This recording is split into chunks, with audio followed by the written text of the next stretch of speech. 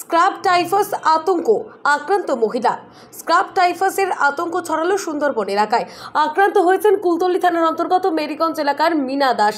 বর্তমানে আশঙ্কাজনক অবস্থায় ক্যানিং মহকুমা হাসপাতালে চিকিৎসাধীন রয়েছেন। স্ক্রাব টাইফাস শব্দটি এসেছে গ্রিক শব্দ টাইফাস থেকে, যার অর্থ হলো ধোঁয়াটে বা অস্পষ্ট। মাইট পোকার কামড় থেকে এই রোগ মানব দেহে ছড়ায়। সাধারণত এই পোকা কামড়ালে সাথে সাথে কোনো ব্যথা বা যন্ত্রণা অনুভব হয় না।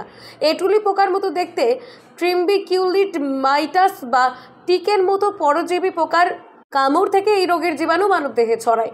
স্ক্রাব টাইফাস প্রসঙ্গে ক্যানিং মহকুমা হাসপাতালের মেডিসিন বিভাগের বিশেষজ্ঞ চিকিৎসক ডক্টর রোহন ঘোষ জানিয়েছেন, সাধারণত এই পোকাগুলির আকার 0.2 মিলিমিটার থেকে 0.4 মিলিমিটার পর্যন্ত হয়। গ্রাম বাংলার কৃষি জমিতে এই ধরনের পোকা দেখা যায়। এছাড়াও ঝোপঝাড়, গাছপালা কিংবা পোষ্যের গায়ে এই ধরনের পোকার দেখা মেলে।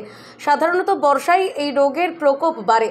প্রাথমিকভাবে এই পোকা কামড়ালে কোনো ব্যথা অনুভব হয় না, তবে পরে তার শরীরের ভেতরে গিয়ে নানা ধরনের সমস্যার সৃষ্টি করে।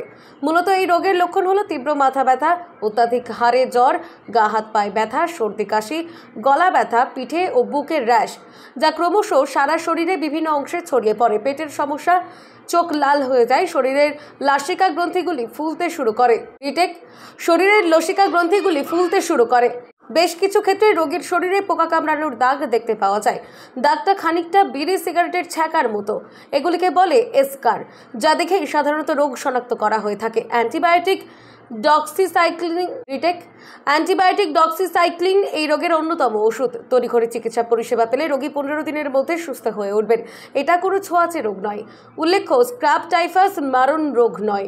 সঠিক সময়ে সঠিক চিকিৎসা শুরু হলে রোগী সম্পূর্ণভাবে সুস্থ হয়ে উঠবেন।